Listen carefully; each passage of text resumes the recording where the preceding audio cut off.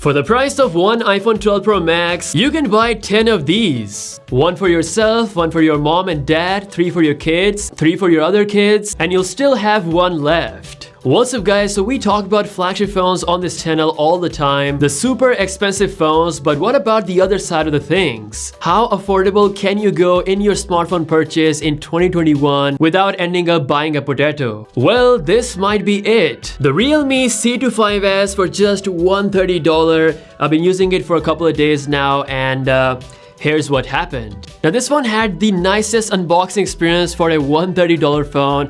I mean, we actually get a protective case out of the box, and not just that, we also have an 18-watt fast charger. Now fast chargers or chargers in general are something that we don't see with flagship phones in 2021. Still, the super budget phone is offering that right out of the box, absolutely free.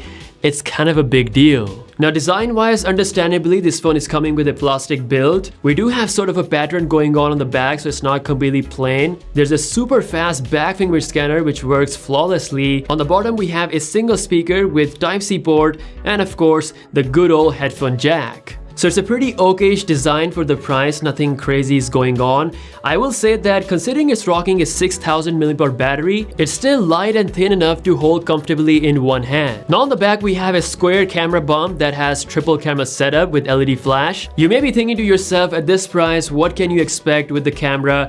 And honestly, I will say I was a bit surprised with the result. The images out of the main camera are actually good. The image processing is right on par with the competition. The colors, the contrast and everything, and especially the HDR performance. Just to test this out, I was actually taking a photo directly in sunlight, and this is what I was looking at in the viewfinder, and here's what I got after I pressed the shutter button. It's very impressive that even the budget phones these days can pull out photos like that in that tough situation. Now this phone doesn't have an ultra wide angle lens. We actually have a zoom and a depth sensor, which I will say they are a bit gimmicky, so it was the right decision to put everything behind that main sensor. There's a dedicated 48 megapixel mode, which when used in bright conditions, it will actually give you pretty crisp quality photos. Now as for selfies, it's only an 8 megapixel sensor. They are a bit soft, but still the HDR performance was pretty good. Now as expected, the quality did start to dip a bit when it comes to low light situations. We do have a built-in night mode that helped with the noise and the colors, but in more tough situations, the images were visibly soft.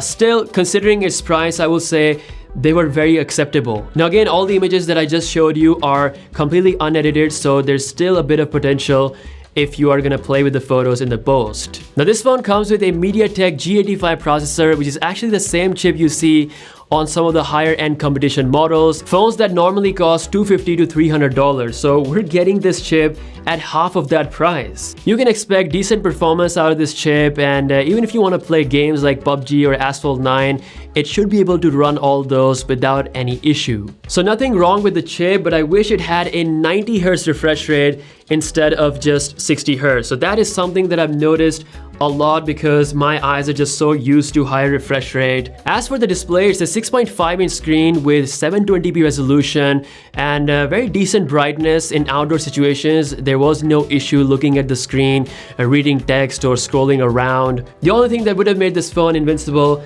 was a 90 Hz refresh rate. Now one of the reasons why these phones are so affordable is that same formula. You basically see some bloatware / ad application in the software UI, which again you can easily uninstall, so it's not a permanent problem. Just slap a third-party launcher on top, for example Nova Launcher, and you should be fine. Now last but not the least, as I mentioned in the beginning of the video, the 6000 mAh battery is a beast. Like, I fully charged this phone today and I've been testing it out, and it's only dropped to 80%, which is just crazy. So yeah, overall I would say for those who are looking for a phone, Android phone for bare minimum price, this is definitely one of the best options out there. Of course, if you want higher refresh rate, OLED displays, even better cameras, then you have to spend more money, of course, at about $300. So considering this phone is half of that price and it offers that same MediaTek chip that you see on those slightly expensive budget phones, a pretty decent main camera, huge battery, 18-watt fast charging, I gotta say it's got a lot going for. So